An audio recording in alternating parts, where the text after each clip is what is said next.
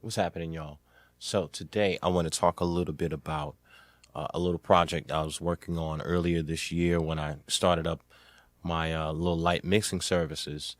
And so I got the opportunity to work with real talented brother named West Coast Stone. And I wanted to show you all a little bit of how powerful this philosophy, this tip that I gave you all in an earlier video, in terms of tuning the mindset and trying to squeeze out a really great performance out of the song before you mix, so to speak, right? And so this is a great example of that, because it's funny. I was a little afraid of actually coming back to this song, coming back to this mix.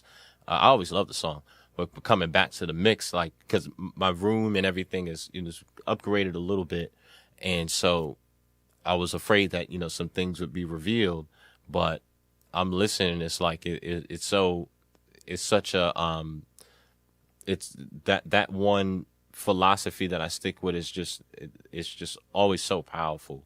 And so I think I can you're gonna really hear it here in terms of how powerful this was.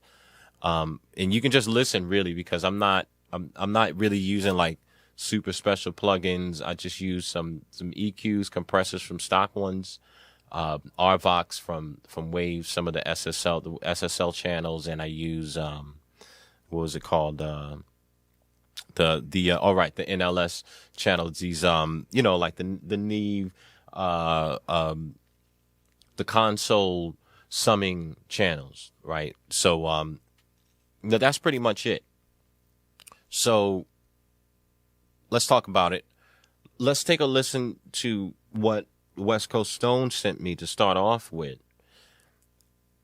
And make no mistake, this is good. Okay. I don't always get this. If you expect any mixing engineer, doesn't matter who it is, how good they are, how many awards they got. If you expect an engineer to take your broken car and turn that into a beautiful bumping lowrider, you can forget that. You have to give me a decent chassis, a decent body to work with. Then I can turn it into something amazing, right? And so this is one of these cases, right? He had a really, really decent, really good foundation to begin with.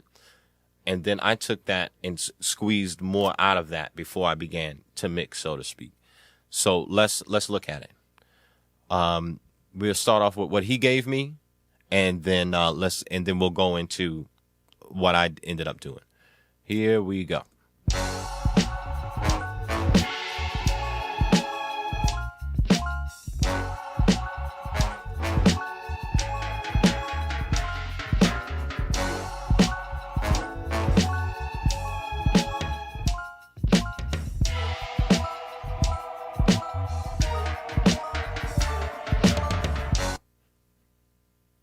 Okay, enough said. It's hard, funky, dark, right? All those things. So when he gave the tracks to me, I know it's some artifacts, some clipping here and there. We settled that.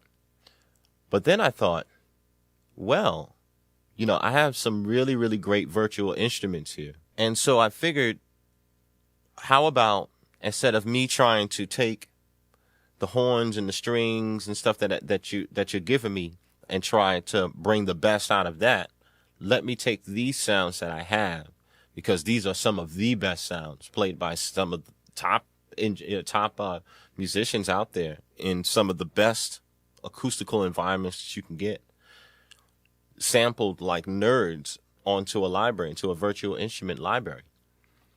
It's a pretty simple. The arrangement is pretty simple. Composition is pretty simple. Boom, boom, boom. Right, that's it. Right, same with the piano. Ding, ding, ding. That's easy. Play that, no problem. So after doing all of that, replayed some of the instruments. It was very simple. I'm not going to do that for everybody, but in this case, it was very simple. Replayed all the some of the horns, the strings, piano as well, and then everything else was just making it sound clear, making it sound present, making it sound a little punchy, and this is what you end up with.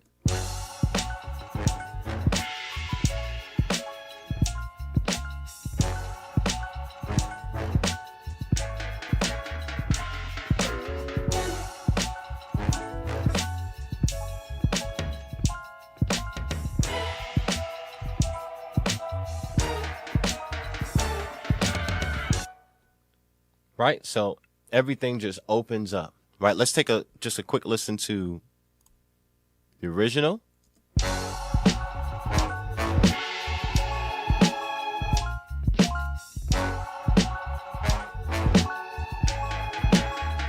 I'm gonna switch it.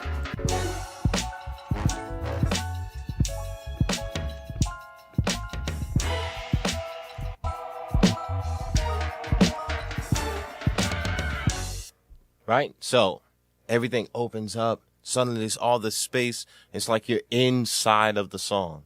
Right? You're almost watching a performance with your ears. This is the first thing that I try to achieve when I get your tracks.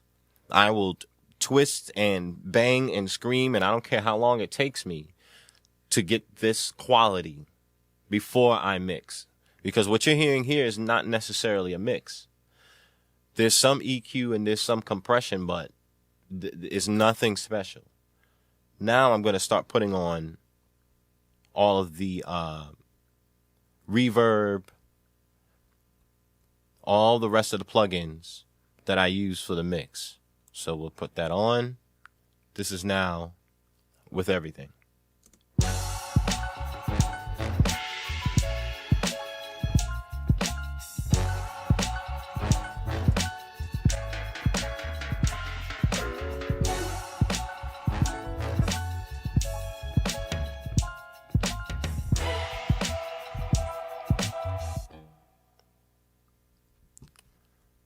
Let's listen to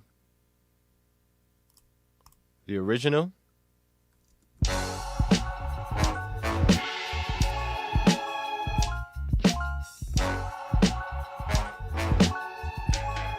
Now we go into my mix.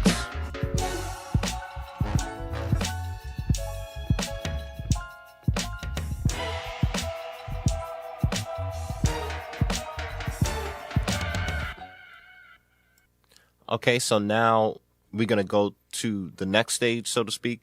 You're going to hear a little bit with some master bus compression, just a little bit of master bus magic. So let's listen to that.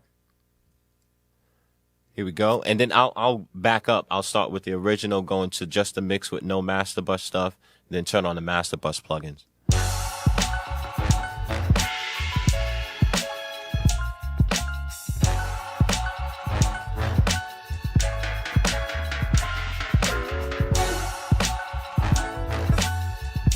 Okay, so I'm going to back up and start with the original demo.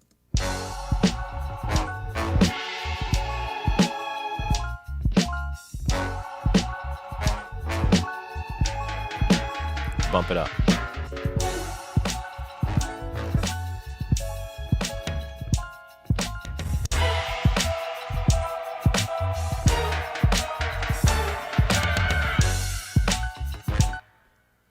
All right. So that's the idea. From the point that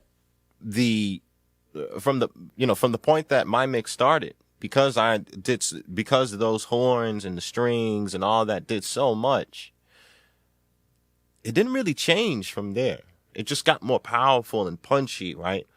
Just got more in your face from there, right? A little wider, a little bit more boom bap and all that.